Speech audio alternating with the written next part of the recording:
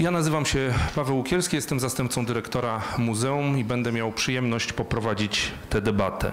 A wezmą w niej udział laureat medalu Kuriera z Warszawy, pan Thomas Hendrik Ilves, w latach 2006-2016 prezydent Estonii, wcześniej ambasador Estonii w Stanach Zjednoczonych, minister spraw zagranicznych Estonii, deputowany do Parlamentu Europejskiego, kawaler Orderu Orła Białego i od wczoraj medalu Kuriera z Warszawy.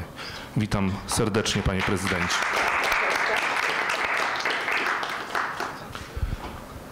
Drugim z naszych dyskutantów będzie pan Wojciech Konończuk, dyrektor Ośrodka Studiów Wschodnich imienia Marka Karpia, analityk, wykładowca, ekspert, specjalista od spraw wschodnich, od Rosji, Białorusi, Ukrainy, Mołdawii, a także polityki energetycznej. Witamy serdecznie.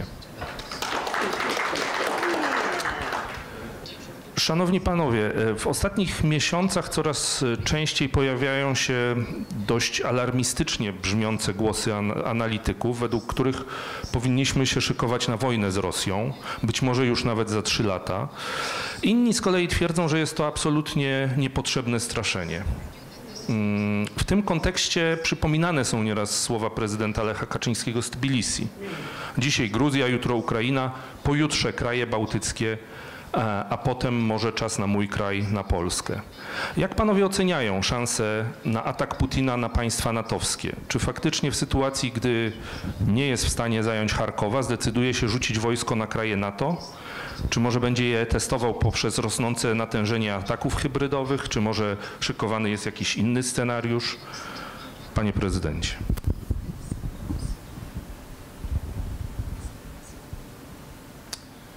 Well, I think too many people in the West, especially the ones who discount the possibility of this happening, assume a rational actor.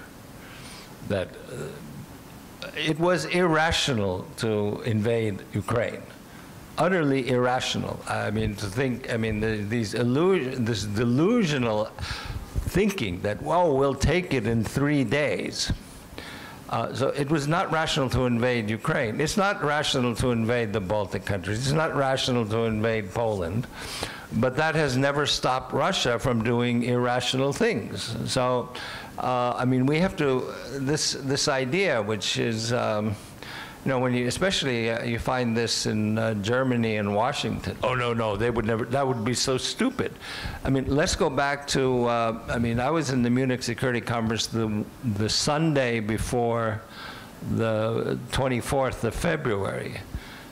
And all of the people in the West, from the West saying, he's not going to invade, that's insane, that would be so stupid. And all the rest are saying he's going to invade, he is insane and stupid. So. To pytanie, czy powinniśmy się szykować do wojny z Rosją, chyba jest troszkę źle zadane, dlatego że Rosja uważa, że już jest na wojnie z Zachodem. I to Putin, propaganda rosyjska, Ławrow mówią to otwarcie od wielu miesięcy. Rosja prowadzi nie wojnę z Ukrainą, tylko Rosja jest na wojnie z Zachodem, z państwami natowskimi, która odbywa się na terytorium Ukrainy. Natomiast w percepcji elity rosyjskiej nie ma żadnej wątpliwości, że to jest wojna o to, jak będzie wyglądał porządek międzynarodowy w tej części świata. I to wystarczy poczytać. Znaczy to mam wrażenie, że niektórzy eksperci czy elity polityczne na Zachodzie cały czas nie zdają sobie w pełni sprawy z tego, z czym mamy do czynienia. Że to nie jest lokalny konflikt, tylko to jest konflikt, który to nie jest dwustronna wojna, tylko to jest rosyjska agresja, która ma i będzie miała implikacje dla nie tylko kontynentu europejskiego, ale też widzimy choćby co się stało z relacjami rosyjsko-chińskimi w ciągu ostatnich dwóch lat. Czy Rosja pozwoli sobie na to, żeby w tej czy w inny sposób dokonać agresji na państwo natowskie? To zależy. Po pierwsze, to zależy od tego, czym skończy się wojna na Ukrainie. Wydaje się, że dopóki Rosja sobie nie poradziła z Ukrainą i oby sobie z nią nie poradziła, to nie może sobie pozwolić na konflikt lądowy w formie otwartej agresji lądowej na państwo NATO. Natomiast gdyby się okazało, że Rosjanie są też reaktywni. Oni patrzą na dynamikę wydarzeń w świecie zachodnim i to, co ma miejsce w ostatnich miesiącach i to, co tam się rysuje w najbliższej, dającej się przewidzieć przyszłości, to jest coś, na co Rosja liczy. To znaczy Rosja liczy na pogłębianie się kryzysów wewnętrznych w świecie zachodnim, migracyjnych, gospodarczych, związanych ze wzrostem radykalnych partii, z wygraną Donalda Trumpa w kolejnych wyborach. Jeśli Rosja stwierdzi, że otwiera się dla niej okno możliwości i to może być czasami konkluzja oparta na błędnym przekonaniu. Uważam, że rosyjska agresja na Ukrainę, to co pan prezydent powiedział, to znaczy coś, co było nie do wyobrażenia dla wielu umysłów w świecie zachodnim, oparta była także na błędnych kalkulacjach, co najmniej dwóch. Znaczy, że Ukraina szybko padnie i Ukraińcy nie będzie woli do tego, żeby ukraińskie społeczeństwo odpowiedziało, ale też, że Zachód nic nie zrobi.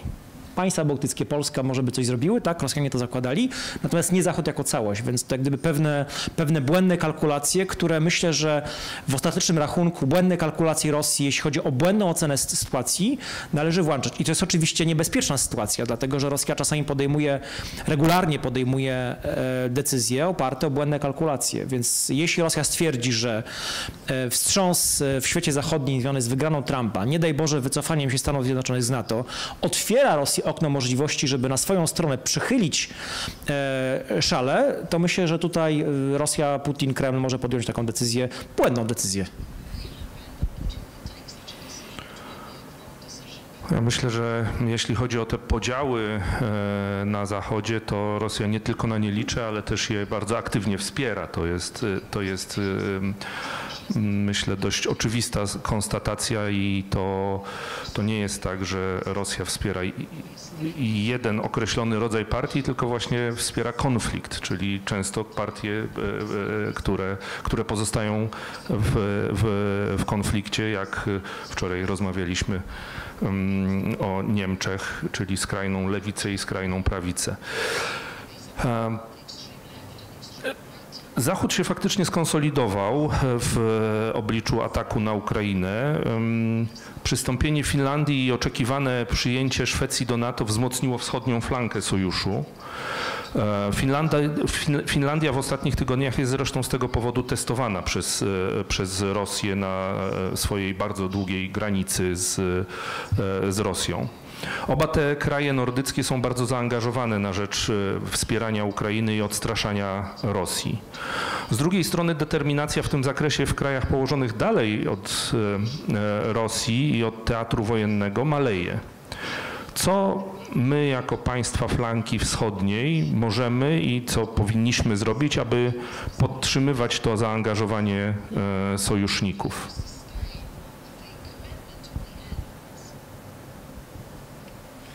Well,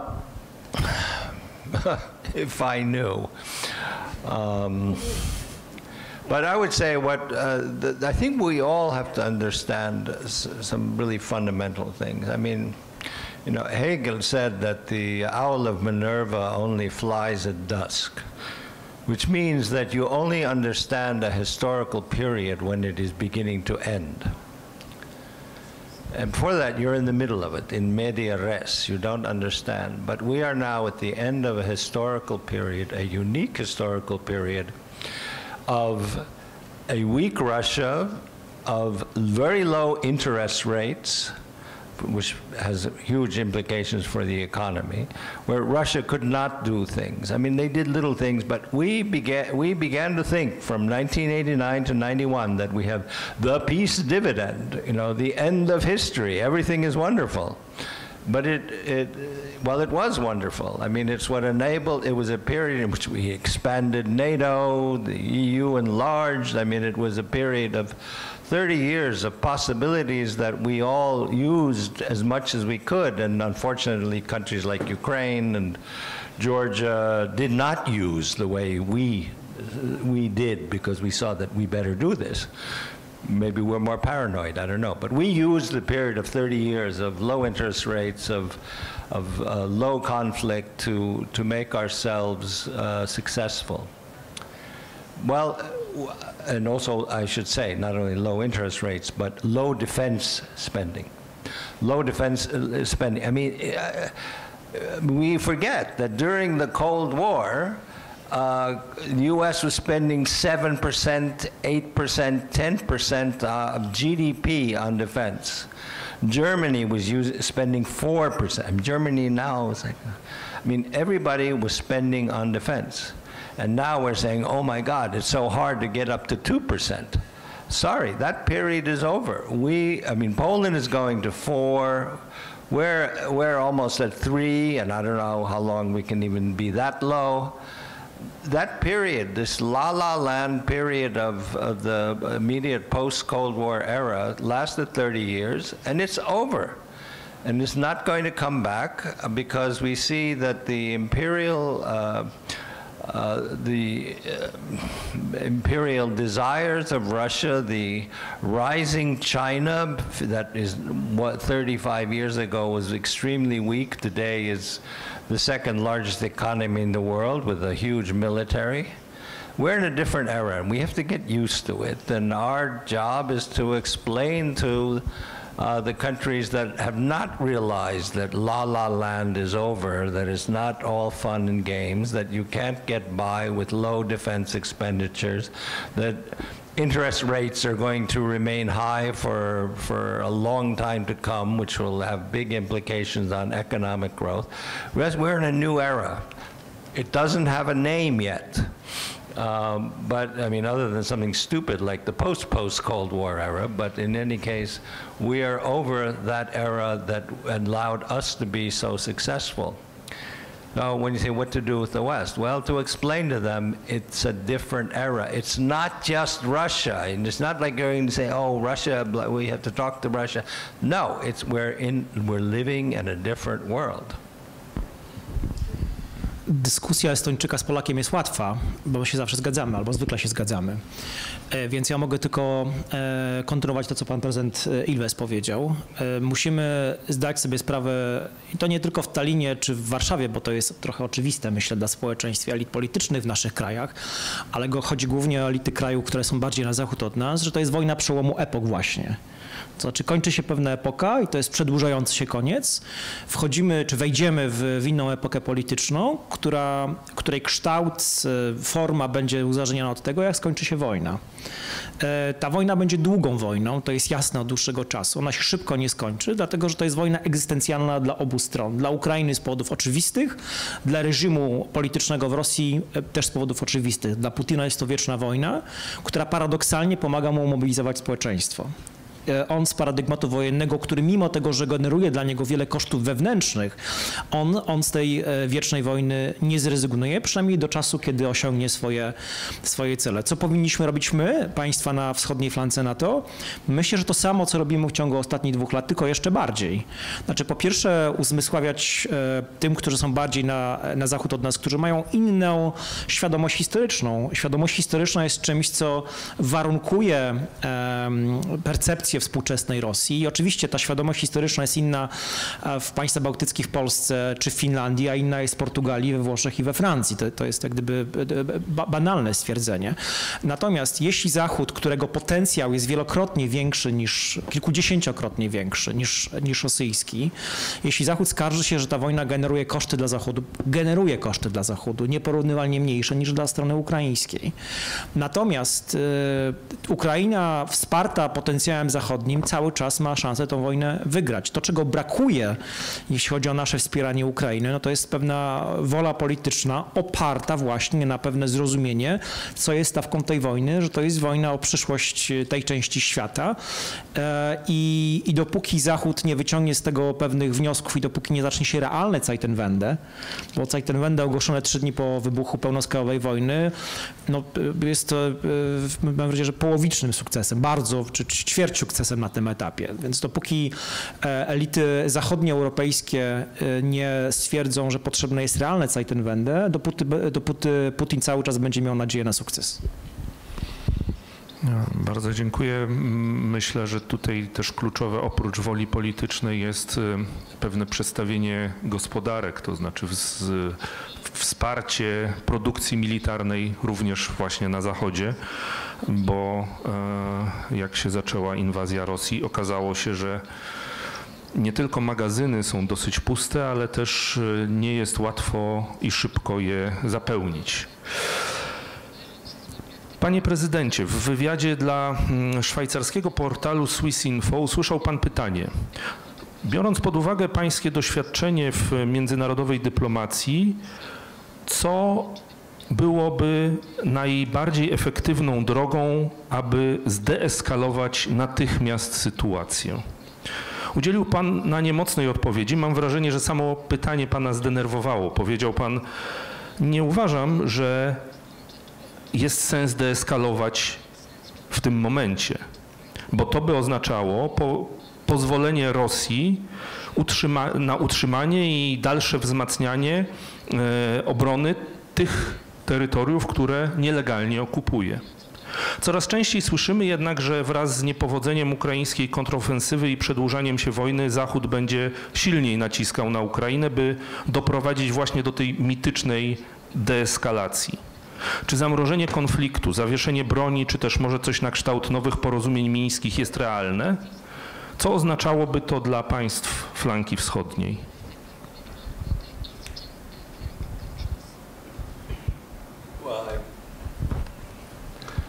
I mean, I personally think we should escalate. I think that the only way that you're going to get Russia to stop is to actually massively escalate. Russia's approach, I mean, they have this whole idea of escalate to de-escalate, which is that you go and you throw a nuclear bomb or something somewhere, and then all the West will go, oh my God, no, no, no, whatever you want, take Estonia, whatever, you know. No, I mean, what we need at this moment is a serious commitment to push back the Russians so it hurts even more. I mean, we're dealing with a country that is, for the last 2 months, has been losing almost 1,000 men a day. They don't care. So what you really have to do is be strong enough to push them, I mean, into that holy Mat Rassia territory and just push back when they realize that, uh-oh, the West is actually going to, I mean, Ukraine, with Western assistance, is going to push back, take back Crimea, is going to retake the old city of Belgorod, old Ukrainian city of Belgorod. I mean, that's when they will say, okay, maybe we should negotiate. They're not going to negotiate right now when they have 18% of the territory of Ukraine, where they are making very small, but still gains in Avdiivka and other places.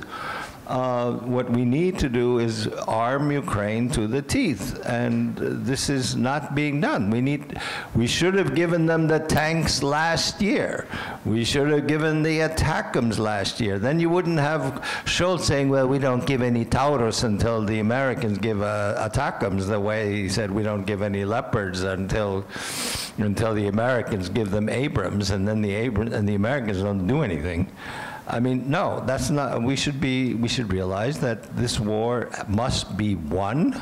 It must be won by Ukraine, and because a victory by Ukraine is a victory for the West, and if the Russians are treating this as a war against the West, then the West, I mean, we can say, no, it's not a war between the West, it's just between Ukraine and Russia. Well, sorry, if the Russians are saying it's a war with the West, and they treat it as a war with the West, then the West better treat it as a war too. Myślę, że powinniśmy sobie uzmysłowić, że nic nie zachęca bardziej Rosji do eskalacji, do ofensywy, niż zachodnie wezwania do deeskalacji. To znaczy przez zachodnie wezwania do eskalacji, przez zachodnie niedawanie Ukraińcom tej broni, o jaką proszą, Taurusów, rakiet, pocisków dalekiego zasięgu, większej ilości sprzętu, pokazujemy naszą słabość. Jeśli Zachód pokazuje swoją słabość, nie dając Ukrainie tego, czego Ukraina potrzebuje, to jest w percepcji rosyjskiej zachęta do eskalacji. Ostatnie kilka miesięcy, nieudana kontrofensywa ukraińska, pewne powątpiewanie na Zachodzie coraz bardziej widoczne, także publicznie, że Ukraina nie może tej wojny wygrać, że Ukraina jest za słaba, a to obserwujemy. Może nie na poziomie politycznym, wysokopolitycznym, bardziej medialnym, gdzieś tam kuluarowym, natomiast to daje rosyjskiej elicie politycznej przekonanie, że ta wojna jest cały czas do wygrania. Pierwsze kilka miesięcy po tej wojnie, po wybuchu tej wojny, mam wrażenie, że Kreml nie był przekonany, że ta wojna jest, musiał ją kontynuować, ale nie był przekonany, że on tą wojnę może wygrać. Dzisiaj rosyjska elita jest przekonana, że przez słabość zachodnią, że przez liczne pogłębiające się kryzysy na Zachodzie, że przez możliwą zmianę polityczną w Białym Domu, to Rosja jest na fali wznoszącej i to Rosja ma znowu szansę tą wojnę wygrać. To tak jak klasyczna polska sowietologia głosiła przez kilkudziesięciolecia, mówimy jeszcze o okresie istnienia Związku Sowieckiego, znaczy, że Rosja jest silna słabością Zachodu. Rosja jest także dzisiaj silna słabością Zachodu i pewnym brakiem woli politycznej Zachodu, żeby dać Ukrainie to, co Ukraina potrzebuje i co jest dla Ukrainy niezbędne dzisiaj.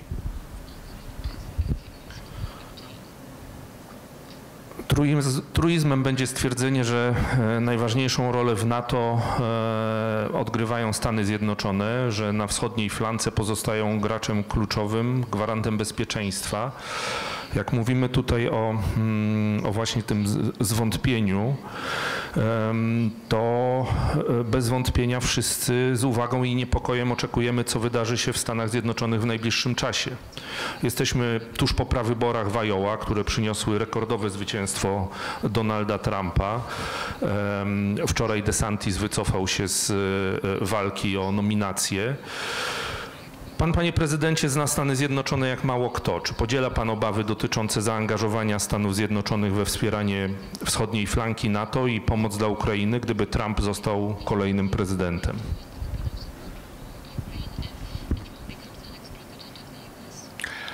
I don't think we should just talk about Trump.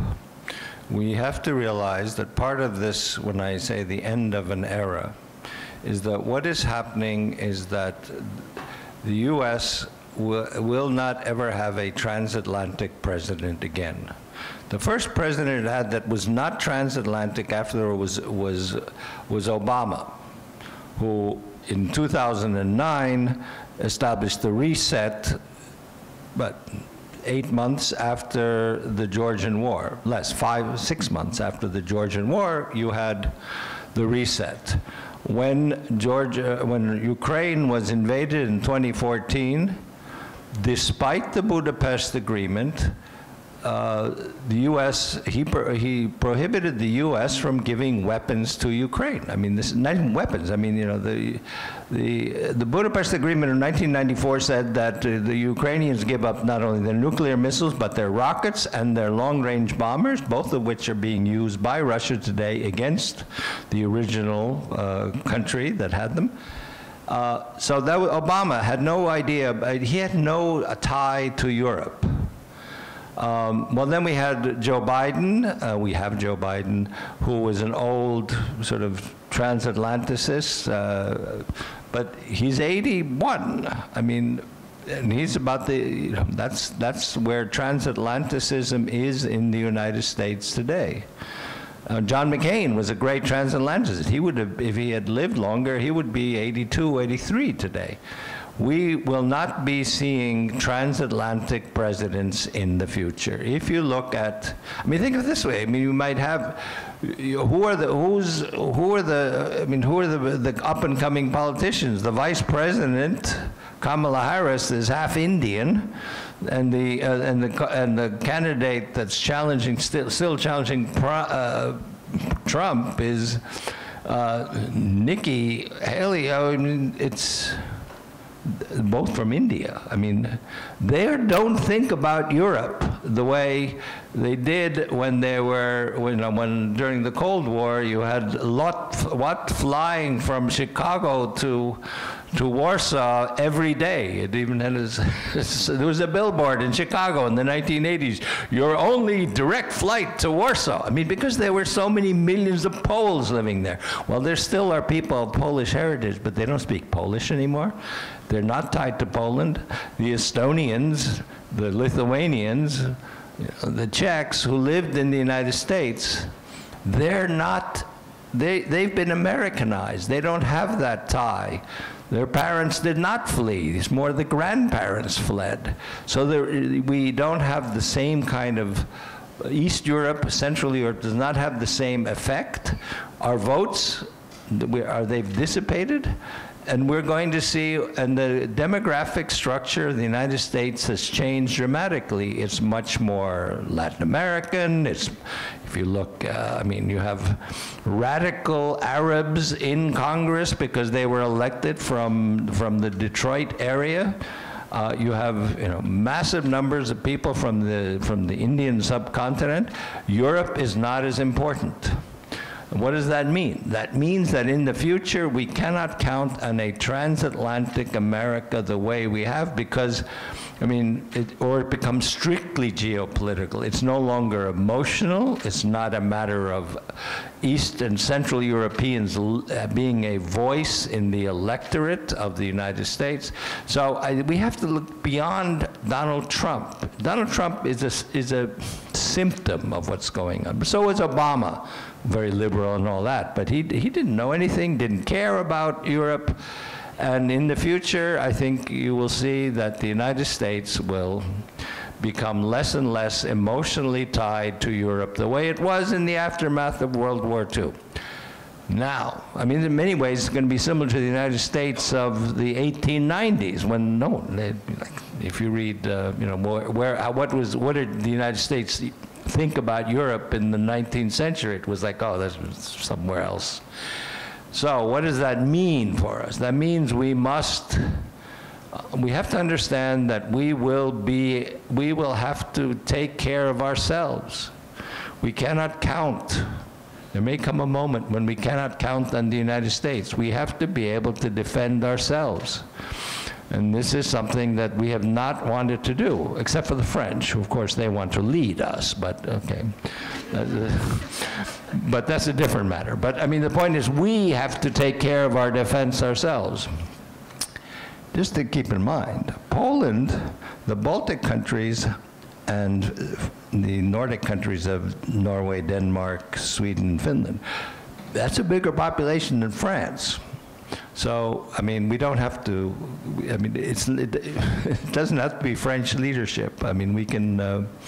We can also take a leading role, and I think the countries I just mentioned have a far better understanding of Russia than Emmanuel the Great.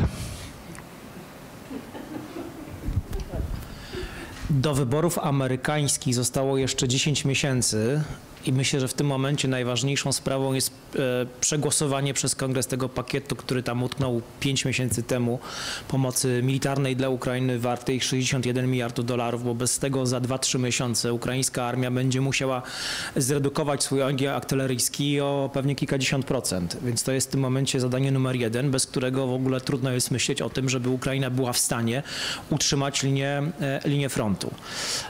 Unia Europejska pomaga, ale to jest głównie pomoc finansowa. Była o tym mowa wcześniej, że Rosja przestawiła swoją gospodarkę na tory wojenne. Nawet do 40% budżetu tegorocznego Rosji pójdzie na wydatki związane z wojną.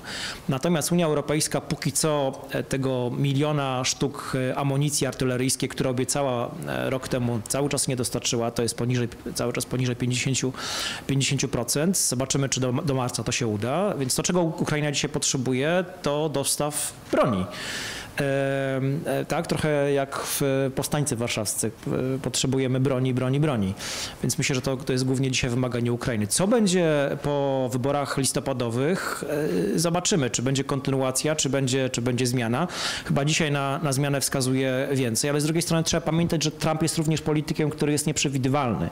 I to jest także problem dla Rosji. Pamiętajmy też, że dla wschodniej flanki NATO prezydentura Trumpa, ona nie była generalnie zła.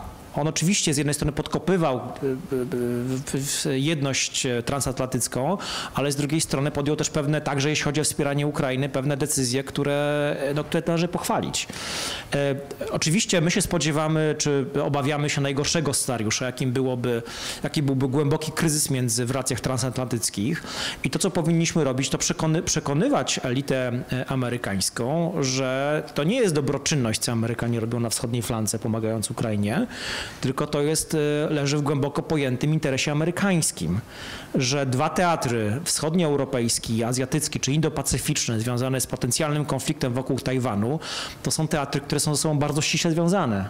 To znaczy, pomagając zwyciężyć Rosję, Amerykanie osłabiają Chiny i my w ten sposób także rozmawiając z administracją czy z ekspertami amerykańskimi, też to w taki sposób artykułujemy, ale po drugiej stronie bardzo często mamy też ludzi, którzy to dobrze rozumieją.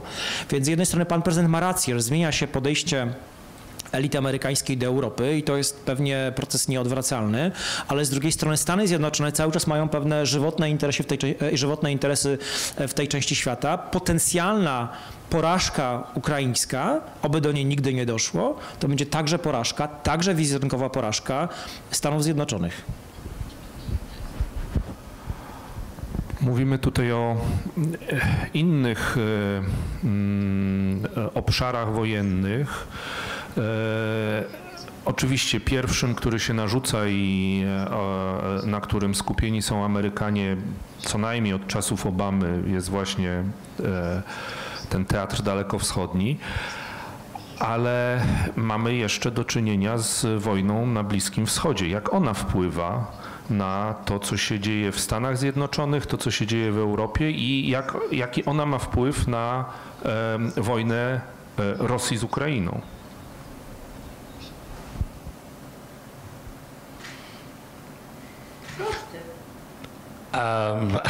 It's very hard to say. I mean, certainly it's taken U.S. attention away from Ukraine.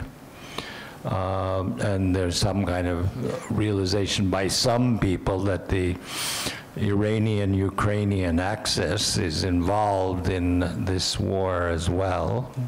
Rather, the Iranian-Russian axis, I'm sorry.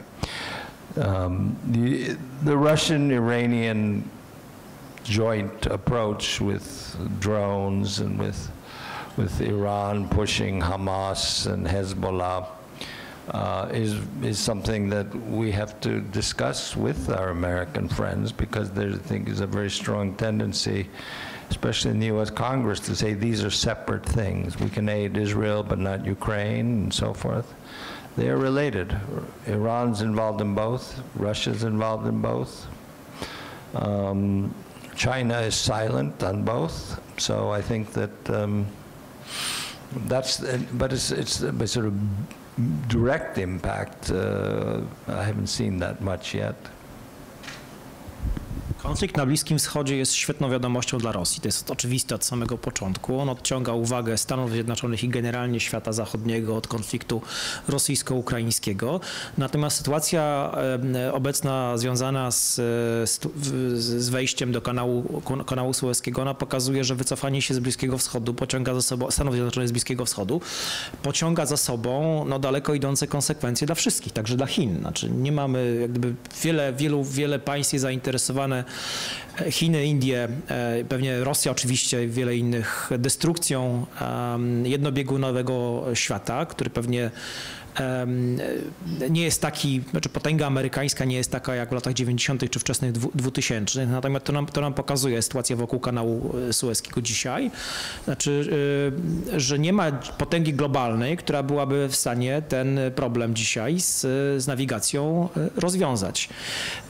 Rosja z jednej strony liczy na pogłębianie się tych różnych problemów świata zachodniego, ale też proszę zwrócić uwagę, że mało o tym mówimy, za mało o tym mówimy, mianowicie liczne słabości rosyjskie. To znaczy Rosja dostaje drony z Iranu, bo sama nie ma własnych technologii dronowych, dostaje amunicję artyleryjską z Korei Północnej, bo sama nie jest w stanie sobie jej wyprodukować w odpowiedniej ilości. Gospodarka rosyjska ma pogłębiające się problemy. Mówienie, czego regularnie spotykamy w mediach, także polskich, o tym, że sankcje zachodnie nie działają, jest po prostu nieprawdą. Rosja jest obłożona także sankcjami technologicznymi. Pewnie częściowo jest w stanie te sankcje obchodzić przez współpracę z Chinami. I Chiny oczywiście nie są neutralnym krajem, jeśli chodzi o ich stosunek do wojny rosyjsko-ukraińskiej, tylko to jest taka taka ukrywana czy próba ukrywania prorosyjskości Pekinu. Więc Rosja, Putin, Ławrow próbują zachować pokerową minę, mówiąc, sankcje nie działają, Zachód nie jest w stanie Ukraina, Zachód nie jest w stanie tej wojny wygrać, ale to jest nieprawda. To jest maskowanie licznych słabości rosyjskich, także gospodarczych słabości rosyjskich i wbrew pozorom czas niekoniecznie działa na korzyść Rosji. Więc pamiętajmy też, że myśląc czy dyskutując o różnych problemach ukraińskich czy zachodnich, pamiętajmy, że to po stronie rosyjskiej są pewnie głębsze. Poruszył Pan bardzo ważny temat, czyli pewnych informacyjnych wojen, rozpuszczanych mgieł informacyjnych, różnych narracji, które się pojawiają w mediach, w przestrzeni publicznej, we wszystkich krajach Zachodu. One się zresztą w czasie zmieniają. Od euforycznych, z których można było wyczytać niemalże jeszcze chwila, Ukraina wygra tę wojnę, po popularne ostatnio bardzo pesymistyczne. Właśnie tak jak te, o których mówiliśmy, że już za chwilę wybuchnie wojna, że tutaj na terytorium państw natowskich, że Rosja za chwilę całkowicie pokona Ukrainę, mówiące o potężnej przewadze Rosji w wojnie na Ukrainie. Ostatnio też pojawiła się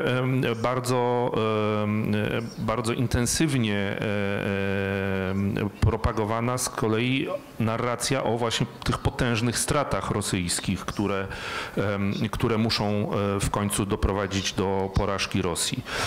Ale jeżeli oderwiemy się od tej mgły wojennej, trudnych do oceny głosów i kwestii taktycznych, to jako takie podsumowanie tej części naszej debaty zadam pytanie bardzo ogólne. Jakie są nasze cele strategiczne w tej wojnie i czy wszyscy sojusznicy są w tej kwestii zgodni?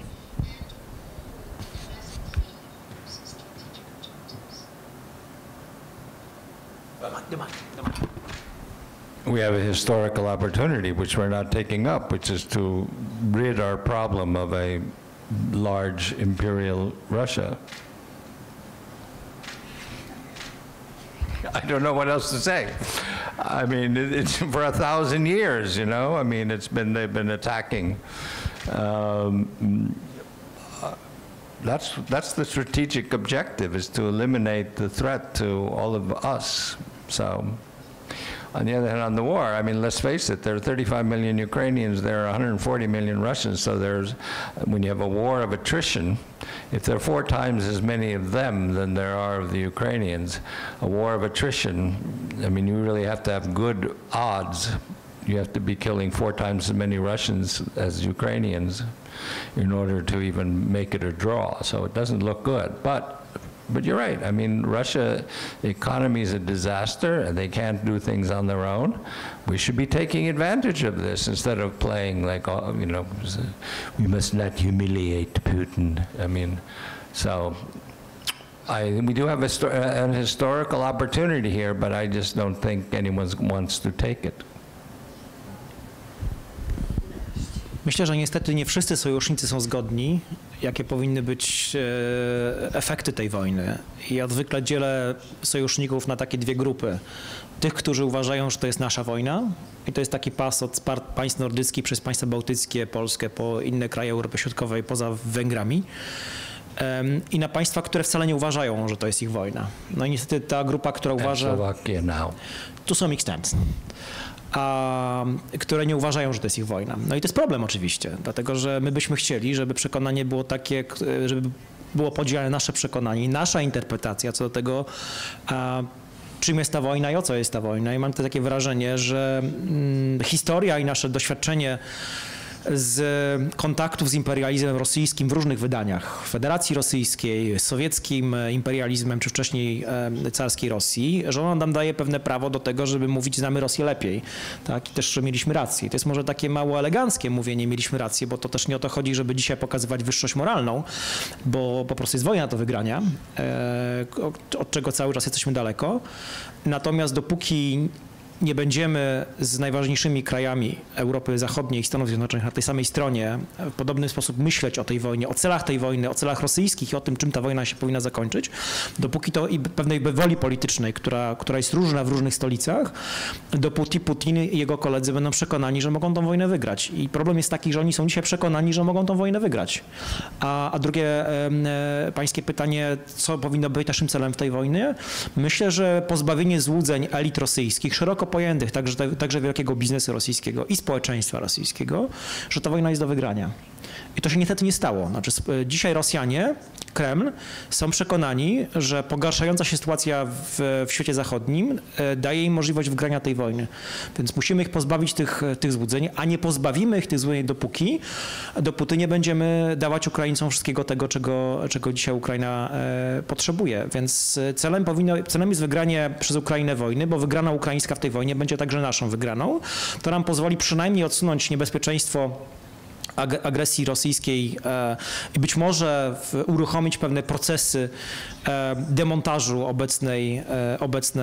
obecnego systemu politycznego. Natomiast znowu, znaczy to jest pieśń dalekiej przyszłości, bo jesteśmy od tego cały czas daleko i dlatego też warto, mam wrażenie, że ostatnie kilka miesięcy, byłem w Kijowie kilka tygodni temu i to jest uderzające, że Ukraińcy gdzieś dopiero od połowy roku nabrało się społeczeństwo ukraińskie, nabrało świadomości, że ta wojna będzie długa, że ona się szybko nie skończy, że jednak były na tyle rozbudzone nadzieje w społeczeństwie ukraińskim, przez polityków ukraińskich, że ta wojna może się zwycięsko i w miarę szybko dla Ukrainy skończyć. Dzisiaj tych iluzji już na poziomie ukraińskiego społeczeństwa nie ma i myślę, że my również tutaj, nie tylko w Polsce, bo w Polsce czy w Estonii pewnie tego tłumaczyć nie trzeba, natomiast generalnie w Europie powinniśmy zdać sobie sprawę z tego, że ta wojna się po prostu szybko nie skończy i ona będzie generować jeszcze większe koszty dla nas wszystkich.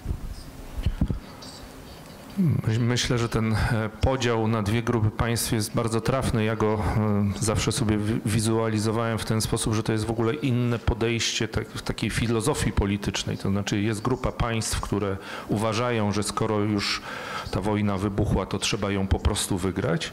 I jest grupa państw, które uważają, że skoro ona wybuchła, to trzeba jak najszybciej doprowadzić do tego, żeby tej wojny nie było, żeby ją powstrzymać. A to jest całkowicie inna filozofia polityczna.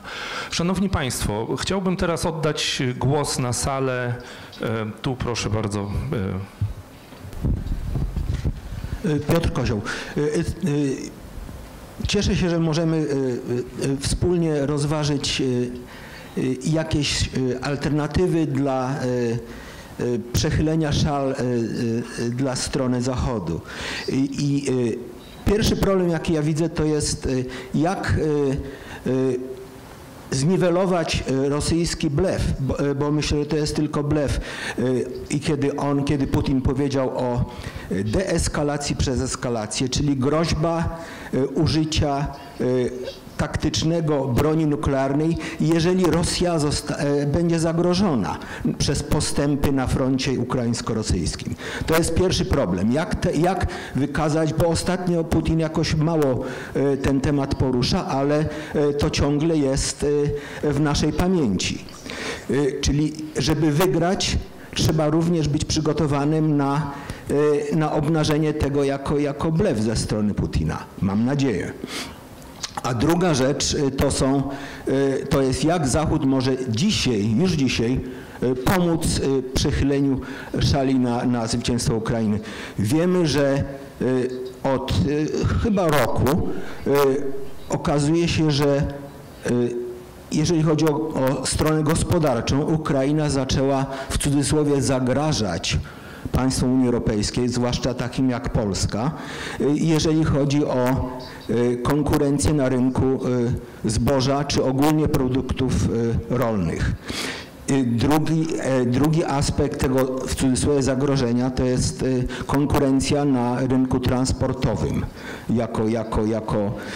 jako że nie obowiązują ich te same zasady, jakie obowiązują wewnątrz Unii. I tutaj jest moja sugestia.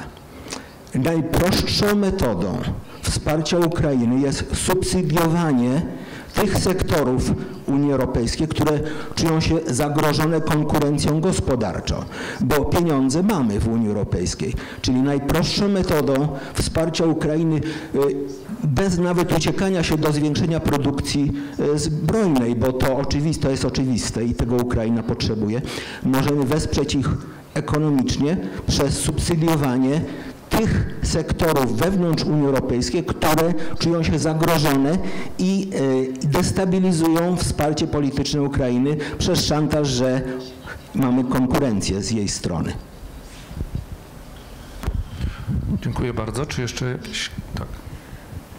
Ja chciałam przede wszystkim panu prezydentowi bardzo podziękować, bo czekałam na to przez całą debatę, że usłyszę właśnie to, że ten czas musimy wykorzystać jako my, Europa, czyli nasze państwa. I ja w ogóle ten problem widzę zupełnie inaczej. Uważam, że bardzo dobrze się stanie, że dostaniemy po pupie i że Trump dojdzie do władzy i że wreszcie Europa będzie musiała się wziąć w garść, zabrać za konkretne działania i zmobilizować, a nie tylko czekać na pomoc Amerykanów. Jestem absolutnie za tym. Może właśnie ten Trump jest nam do tego potrzebny. Druga sprawa, jeśli chodzi o NATO, nie wierzę w to, że NATO nie będzie. Ludzie zaangażowani w NATO, Trumpowi na to nie pozwolą. Jestem o tym głęboko przekonana. Tam zresztą jest inaczej, tam nie wszystko może Trump sam jako prezydent zrobić. Więc ja bym się tak strasznie nie martwiła. Natomiast jedno mnie bardzo ciekawi i chciałabym zapytać panów, jakie wy macie spojrzenie na to? Ponieważ ja już żyję 70 lat na tym świecie, znam moich dziadków, pradziadków, w związku z tym historię. Jestem tym pierwszym pokoleniem, które nie przeżyło wojny jako takiej, tak? Tamci wszyscy przeżywali ileś tam zagrożeń. I nie mogę pojąć tego. Przecież ludzie inteligentni to widzą, my obywatele. Dlaczego politycy, jak to pan nazwał elita, jest głupia po prostu? Dlaczego? Skąd to się bierze? Dlaczego nasze doświadczenie historyczne, życiowe całego świata, nie mówię Polski, Estonii czy jakichś doświadczeń właśnie z Rosją, ale przecież ludzie znają historię, wiedzą co się dzieje. No ja nie wierzę w to, że przywódcy światowi nie znają historii. I skąd się to bierze ta naiwność? Ta naiwność, że Rosja się zmieni. Przecież była szansa, tak? W momencie pierestrojki. I co? I nic. I wszystko się wróciło. Ona jest stałym zagrożeniem. Skąd się ta bierze naiwność polityków, że oni uważają, że możemy sobie jeszcze poczekać, a niech się tam Ukraina wykrwawi. To jest podłe według mnie myślenie. Dziękuję. Dziękuję bardzo. Czy jeszcze jakieś głosy z sali, pytania? Ireneusz Bączek, ja w latach 80. wyemigrowałem do Kanady, teraz już jestem z powrotem w Polsce na stałe i musimy na tą wojnę spojrzeć szerzej, bo Amerykanie tam coś szykują na Dalekim Wschodzie i chodzi o to, żeby stworzyć Rosji drugi front, żeby Rosja się tam z Chinami nie angażowała. I właśnie to jest proxy war, wojna zastępcza, no bo co zrobił Żeleński? Żeleński nie chce uznać tego układu mińskiego, któryś Poroszenko podpisał. Żeleński zgromadził 60 000 żołnierzy i chciał militarnie tam odbić Krym i tak dalej. Żeleński chce Ukrainę do NATO, co Rosja na to się nigdy nie zgodzi. Wprowadził akty prawne dyskryminujące język rosyjski, węgierski, rumuński, polski. No i jeszcze tych świętuje teraz i pomniki muzea temu ukraińskiemu faszyście Bandery, który przecież w czasie wojny zamordował 500 000 Polaków i 300 000 Żydów. Także wojnę wygra Rosja, bo w historii świata mamy jeden przypadek, że Dawid pokonał Goliata. Na Krymie i tam na południu Ukrainy jest 400 000 żołnierzy. To żeby to odbić, to musiałaby Ukraina zmobilizować 1,5 miliona żołnierzy, a to jest niemożliwe. Dlaczego? Rosja może zmobilizować 10 milionów ludzi, jeśli zechce. A sankcje przeciwko Rosji przecież nic nie dadzą, bo załóżmy, że na świecie istnieje tylko jeden kraj, Rosja. Da sobie radę, oni mają wszystko. Dziękuję na razie. Dziękuję. To może oddam głos naszym panelistom, żeby się ustosunkowali do przynajmniej części tych głosów.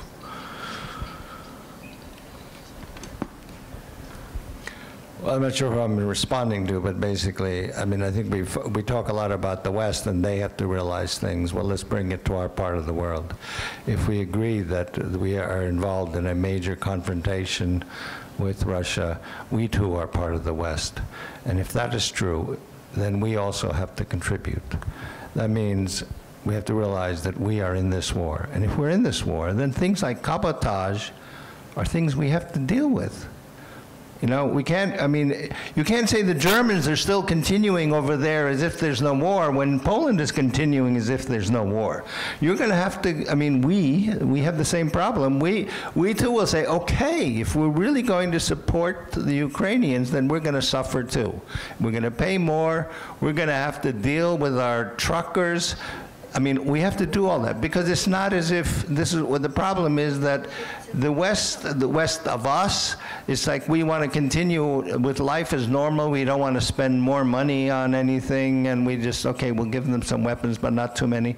But we, all of us, if we're going to confront this historical threat to the West, known as Russia, then we all have to, I mean, just as the United States during World War II, I mean, they gave up a lot in order to help us. I mean, in order to, you know, liberate Western Europe, they did a lot. And then they did the Marshall Plan, which was, I mean, 1% of US GDP that was just given to the countries that could take it, because not everyone could. You couldn't, we couldn't. But the point is that if we're going to engage in this, it's not a matter of, well, we just convince the Americans and convince them that Russia's bad. We have to do it ourselves. We have to do all of this ourselves here. Yeah. What about the de-escalation through escalation? Can we call Putin's bluff?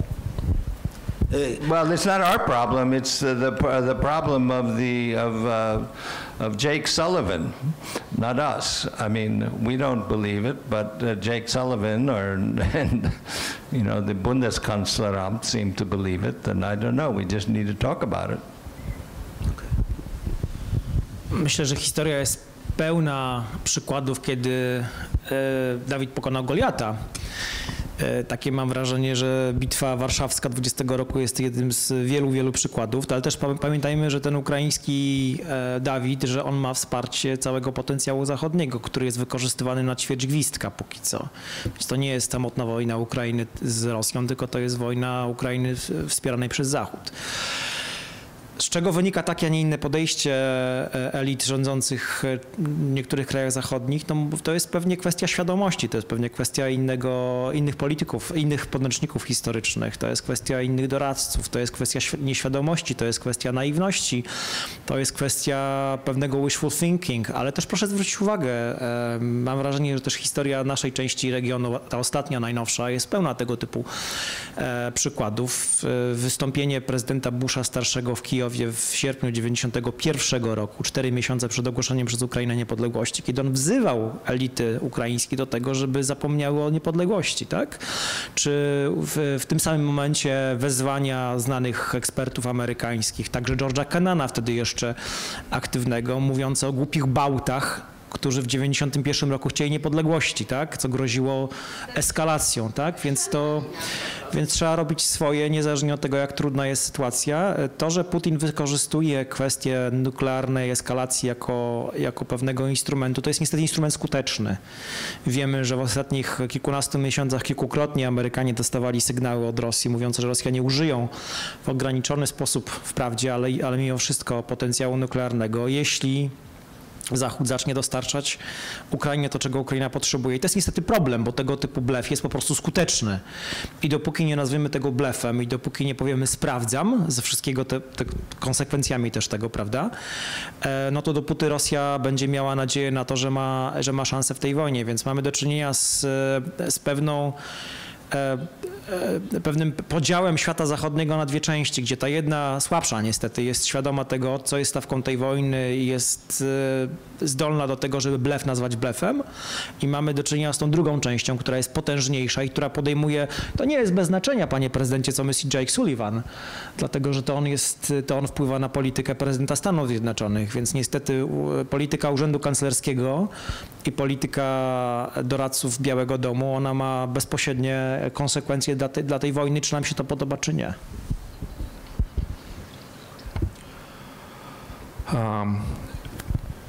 Yes, thank you very much. Ostatni głos z sali jeszcze. Moje nazwisko Barbara Szumksta. Kilka słów o mnie. Ja zostałam wychowana do zrozumienia języka arabskiego, tak jak w domu, jak również zostałam poproszona o zdanie egzaminu matury brytyjskiej przez konsula brytyjskiego. Taki egzamin uiściłam. I chciałam tutaj zabrać głos w sprawie, jeżeli chodzi o paradygmat, dobra, zła wojna, bo trzeba wiedzieć, że na Ukrainie, prawda, tam bliżej granicy wschodniej, ukraińskiej, są odkryte bardzo bogate złoża ropy naftowej.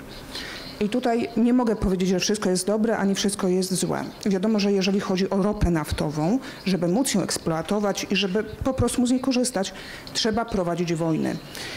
Choćbyśmy nie chcieli, Rosja zapewne też ma ten pogląd, że złoża są niestety nam bardzo potrzebne, im też, a która strona z tego czerpie korzyść, to jak widać, poczekamy, zobaczymy. Drugi państwa pogląd to jest o zbożu. Tutaj słyszałam o zbożu ukraińskim, niestety bardzo przykry temat, że zostało ono pokryte sporoszem. Na skutek badań odkryto, że po prostu są tam, nie jest to zboże czyste biologicznie, więc zagraża konsumentom. Faktycznie jest zagrożeniem dla rynku polskiego, gdyby się u nas pojawiło. Jak również chciałabym tutaj zadać państwu pytanie, czy wolno nam w ogóle rozważać w tych przykładach dobrą i złą wojnę?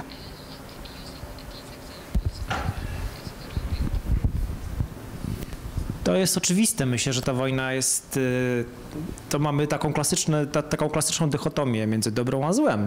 Dobra jest ta strona, która została zaatakowana w sposób niesprawiedliwy, a zła jest ta strona, która tą wojnę rozpoczęła. Znaczy, to nie jest w ogóle skomplikowane, to jest bardzo prosta sytuacja. To mamy do czynienia z jedną stroną, która popełnia straszne zbrodnie na ludności cywilnej, która atakuje bezbronne miasta, i to nie jest wojna o ropę, to nawet nie jest wojna o terytorium, to jest wojna o to, jak powinien w myśl Rosji wyglądać porządek w tej części świata, więc to jest bardzo prosta sprawa.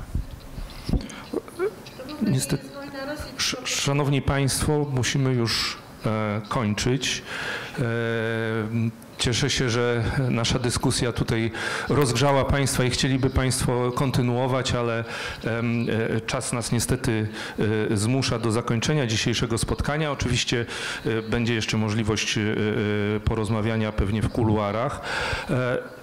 Ja tylko nawiązując do miejsca, w którym się znajdujemy i do tego, co powiedział pan dyrektor, takiego porównania z powstańcami, dla nas ono było oczywiste na samym początku pełnoskalowej inwazji Rosji na Ukrainę i taki znany wiersz Żądamy amunicji w pierwszych dniach tej wojny został przez słynną ukraińską literatkę Oksanę Zabuszko przełożony na język ukraiński i myślę, że to jest najlepsza puenta naszego dzisiejszego spotkania w tym miejscu. Dziękuję bardzo.